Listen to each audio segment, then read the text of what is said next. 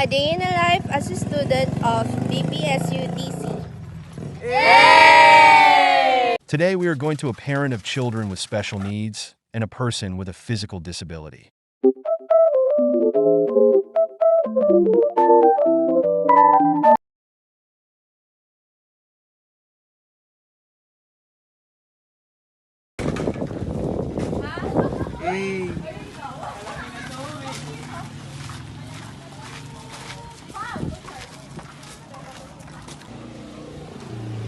Papunta na kami sa susunod na interview, guys.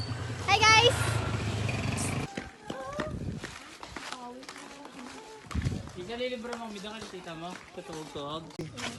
Sige, alis ka na. Punta ka dito kang...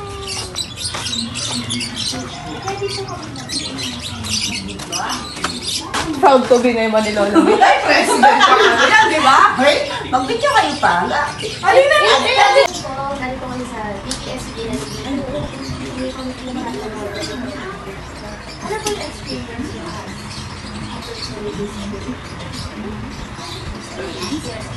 Marami. Ano ba yung pinaka-memorable? Marami. Katulad hindi ka makapag-aaral ng gusto mo mag-aaral matapos na mag-aaral, hindi ka makakakal. Siyempre, katulad namin, hindi namin marami. Lalo na ako, hindi ako nakakalakad. Buti pa yung iba, makakalakad kahit ng buhay lang. Nakakalakad sila. Natatapos nila yung pag-aaral nila.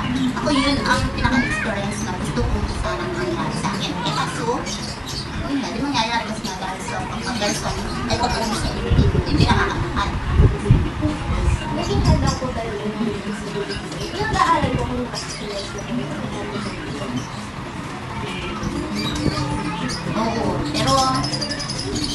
Oo, nakaranas din. Pero ano lang, kahit lang. Parang lang. Oo. Ano, ilan taon po kayo nagkaroon mo? Nagkasakit ako po.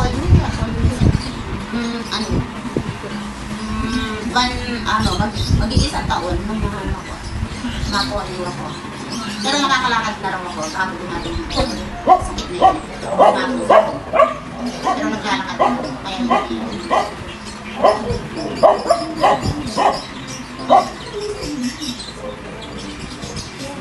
So, kamusta na po kayo ngayon? Okay naman. Okay naman yung yes. Since 2009,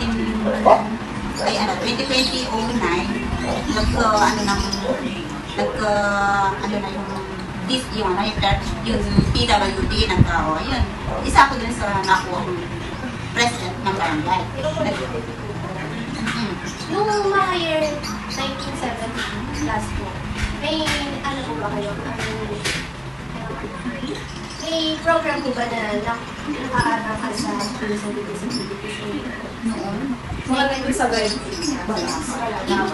Well, hindi ko. Ano pa lang talaga, pa lang talaga yung sa amin, hanggang pa lang, 2009. 2009.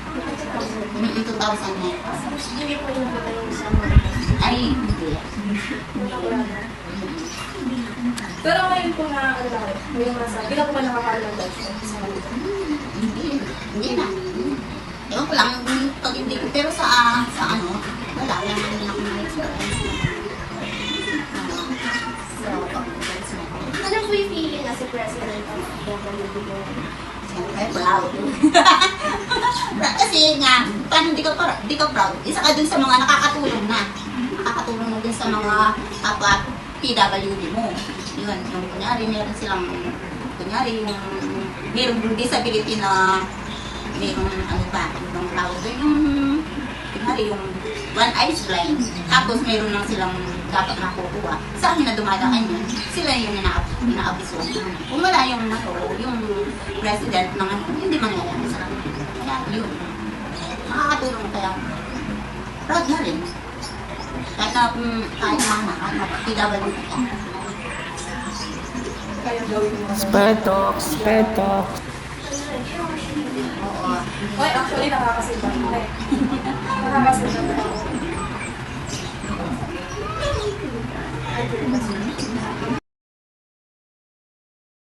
Do you have any idea about SPED po? Spread for me, ito yung mga mas binibigyan ng attention pagdating sa pag-aaral. Mas yung attention na iba kasi sa kanya. And what's your opinion about SPED?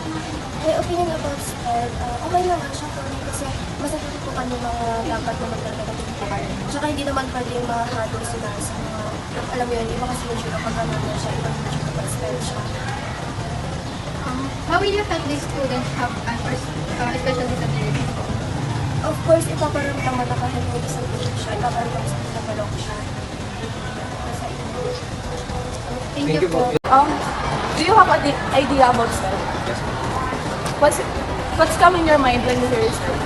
Ano po? SPED, Special Education. Ayun po yung education na ino-offer sa mga individual na may special needs. Lalo na psychologically tama. How will you help the people or student have a special disability? First of all, hindi mo pwedeng tulungan yung tao na may special needs kung wala kang alam sa condition na meron sila. So, para sa akin, it's better to understand them muna by studying kung ano ba yung special needs o yung mga pangangailangan na kailangan talaga nila for you to be able to help them, syempre. Then, pag meron ka ng sapat na knowledge sa condition nila, of course, pwede ka na mag-practice ng mga bagay sa tingin mo makakatulong. Personally, ako wala naman ako masyadong alam sa kung paano tumakbo yung utak nila or kung paano nagpa-process yung mga information sa kanila. So, hindi ko talaga alam kung paano ko makakatulong sa kanila. Ganun. Thank you. Do you have any idea about SPED? Yes. Okay. So, you have idea naman po, and what's your opinion about SPED? Yung idea ko lang naman sa SPED is mas nakakatulong sila sa mga may kapansanan na bata para kahit na may kapansanan sila, hindi sila nalalayo sa akin. Para hindi hadlang yung kapansanan nila para mapag-aral. Para matuto din may explore nila yung ano nila sa pag-aaral. Hindi hadlang yung sakit nila para itigil yung mundo nila. Ayun yung natutulong sa atin ng SPED kasi natutulungan nila yung mga bata na hindi normal gano'n pero nakakapag-aral pa din. How will you help the students with special disabilities?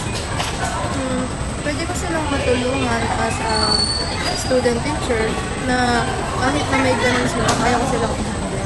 Yung kung ano yung nalalaman ko, pwede ko matulong sa kanila na maiintindihan nila kasi may disabilities. Thank you po. From Visit to Mat, I'm going to ask you some question about special education. And do you have any idea about special education? And what's your opinion about special education? Special education. Dito pumapasok yung may mga disabilities or mga delay sa pagsasalita mo. Yun. And how will you help the people or students that have special abilities?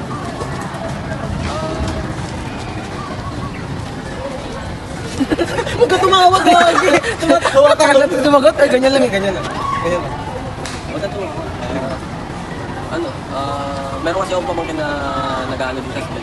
Yung ginagawa ko lang para makatulong sa kanya is tinuturuan ko paano magsulat, paano magsalita ng tuwid. Tapos yung kung paano magbukas ng mga pagkain.